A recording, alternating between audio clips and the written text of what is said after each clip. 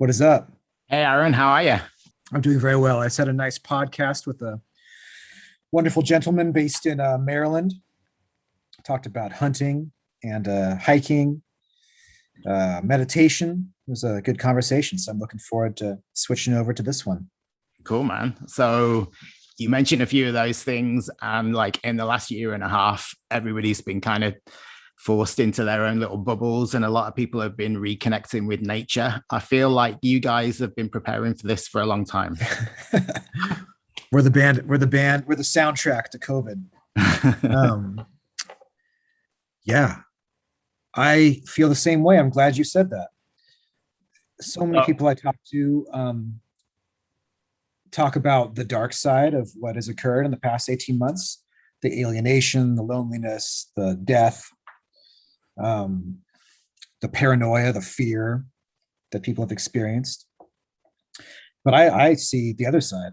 I hear so many people that talk about how they have taken the time and the solitude to delve into their meditation practice, to maybe reprioritize their life. About maybe they don't want to work 60 hours a week, so they can spend more time at home with their family, and being prioritizing or finding the space or making the space to be in nature and connect with the earth in that way. It's a hopeful thing for me. I wonder what the cultural the fallout will be for millions of people really changing their lives in this radical way, and starting practices or reviving practices that I think are truly nourishing to the soul, rather than just grinding it out for the corporate overlords. So the album's been out almost a week now. How has the last few days been for you? It's been really nice, man. This is the first time where we've really kind of relaxed a little bit. So much work to record a record, to mix a record, to make sure it, whatever, the LPs get pressed and everything goes smoothly in the production and distribution side of things. And just the past few days, we've been able to sit back a little bit, kind of work shorter days in the studio, read a lot of the reviews that have come in. The record has received almost unanimous positive reviews from fans, from reviewers, from journalists, which is, of course, extremely gratifying. I mean, we would make the records whether or not anyone listened to it or whether or not anyone liked it. But of course, as an artist, it's a good feeling when a record is received with open arms and such appreciation from people. Yeah, and this feels like a different record for you. Would you agree? Definitely. Yeah, this record is that's funny. The only review that has been negative are from our hipster friends, Pitchfork. I read that review yesterday. Really, the only negative review of our record, and it was a bit annoying because I feel as though the reviewer didn't actually listen to it. He said this just sounds like another one of their records. Essentially, they didn't try anything new on this record, and to my ears, this record sounds really different. Yeah, this record sounds like not a different band, of course, but Wolves in the Throne Room consciously choosing to take a number of risks and step into a very new musical and creative space on a number of levels.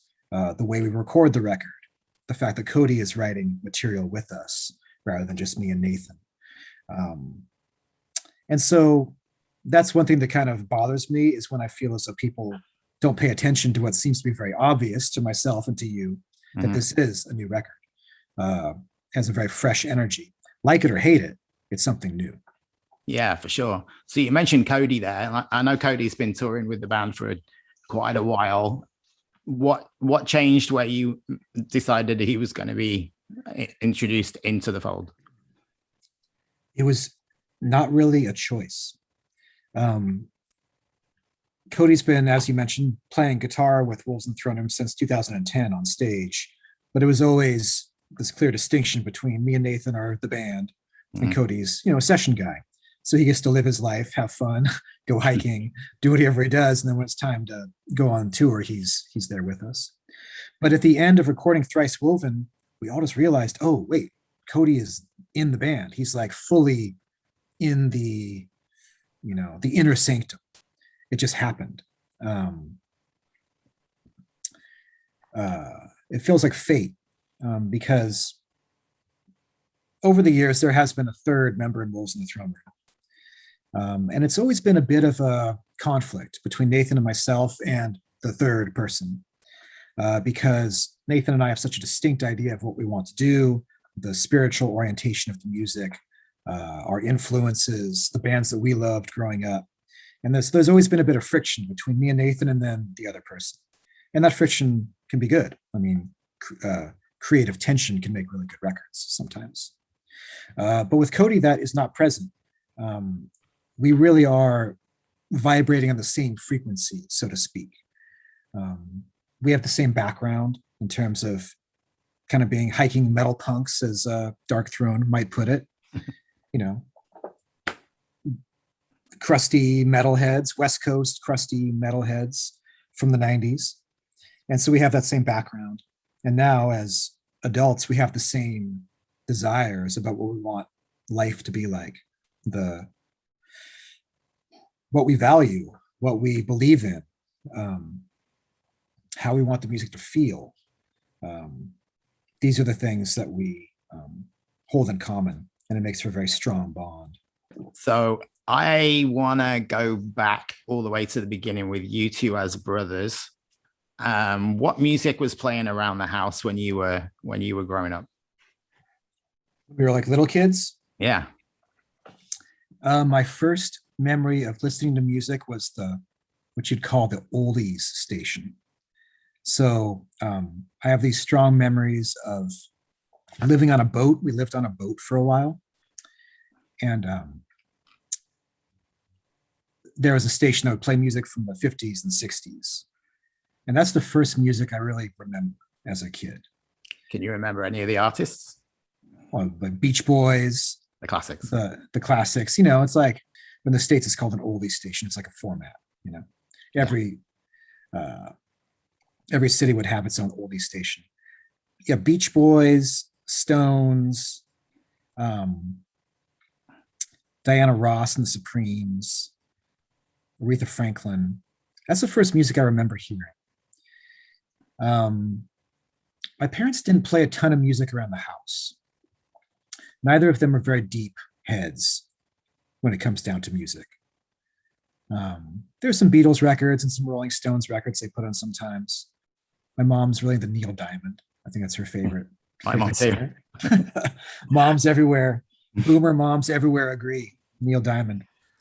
But when we got into our own music, the first music that we got into was Metallica. 1991, the Black Album. I would have been 13. Nathan would have been 11. And that opened the door to the world of heavy metal, because I heard Enter Sandman or whatever on the clock radio, waking up to go to middle school, and then very quickly discovered the back catalog. And then here we are now. Mm. So Metallica was the turning point that introduced you to music that you could call your own. Yeah, Metallica and Nirvana, because Nevermind came out at the same time.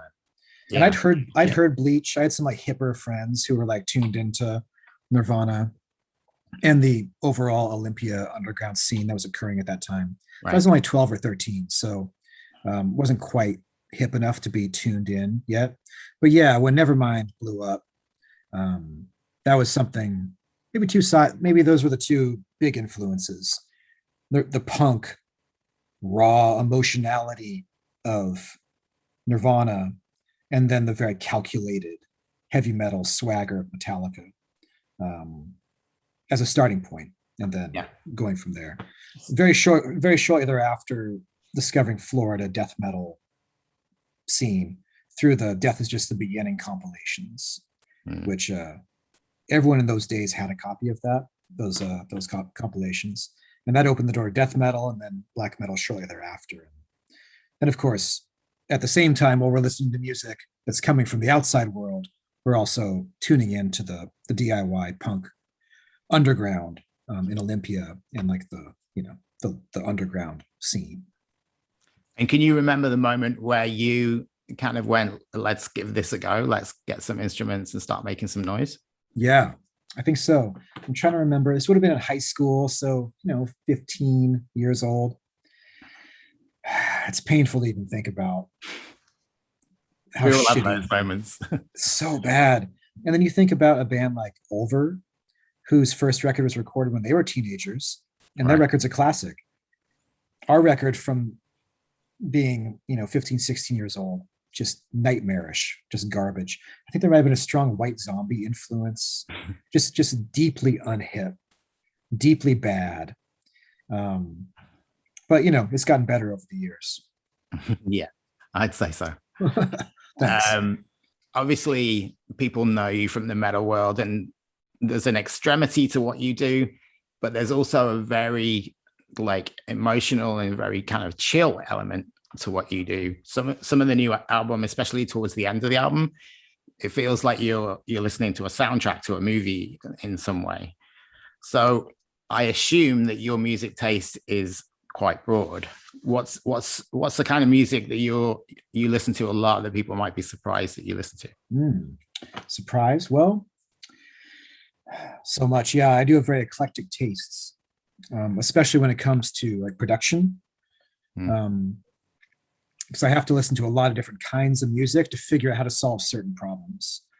Like one of my reference tracks that I play in every studio I go into to attune my ears is like it's an Outkast track, like the Atlanta rap group ATLians, the title track, because that track has so much space in it. It's so dense with the lyrics and then the beat and then the sub bass, but just the skill of mixing. There's just like this infinite space inside of it. So it's oftentimes songs like that aren't metal at all, but they have something in it artistically that I can hear and draw inspiration from. When I'm listening to music, it's usually going to be electronic music. Okay.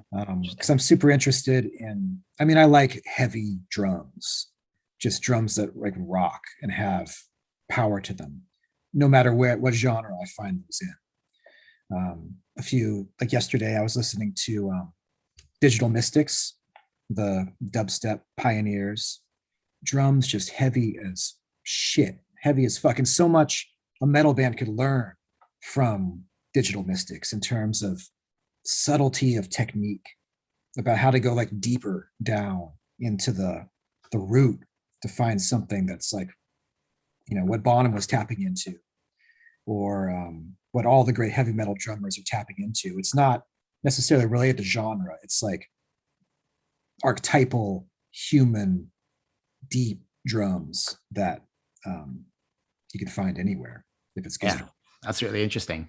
So you talked about how you have this reference from Outkast for when you're creating music. And one of the things that I've seen people mention a lot is the production on this album is so good. And I would agree with that. Thanks. Do you feel that that's something that you've perfected now, or you're getting close to that? And is that something that you think you're going to continue with moving forward? Definitely. As to your question, no, we have definitely not perfected anything. This is the first record that I've ever mixed. I've done, a bit of my own stuff, just to like learn and develop my own sort of techniques. But this is the first real record that we have engineered or we have co-produced together, and that I have mixed. And so there's so much more to learn. And I'm very happy with what we accomplished on this record in terms of the sonics and the production. And I don't actually hear that many places where I hear mistakes or like, I wish that could have been better. But I do know that we can go deeper into it and make the sound bigger, deeper, wider, more three-dimensional. Because that's the game for me, is to make music that feels architectural and has a palpable sense of spatiality that a listener can enter. I perceive the music very visually in my mind's eye. And the way that I perceive it is that every song is almost a space, like a cathedral, for instance, or a grotto in the forest. And when recording and mixing, I'm in that space, and I can look over here and see this one guitar part, or this synthesizer melody, or this articulation on the kick drum. They all have a tactile representation in my mind's eye. And the work of mixing, or the trick of mixing, is to make them all work together in a cohesive way, at the same time be distinct, so the ear of the listener can inspect or interact with any one of these elements if they choose to, or just be in the totality of the experience. Well, congratulations on the album. I genuinely love it. I was actually driving through the mountains yesterday listening to it. Nice. as I was driving. I'm excited to see you guys live again and hear these songs live. So we look forward to that as and when it can happen. And hopefully you'll make it up here to Montreal. I hope so. I love Montreal, one of my favorite cities. Well, thanks for your time. Yeah. I look forward to seeing you on a stage and making some more noise again soon. Sounds good. Yeah. All Thanks for the good questions, and appreciate the interview. And yeah, hopefully we'll see you up there. Yeah. All right. Thanks, Aaron. All right. Thank you. Bye. Bye. For now.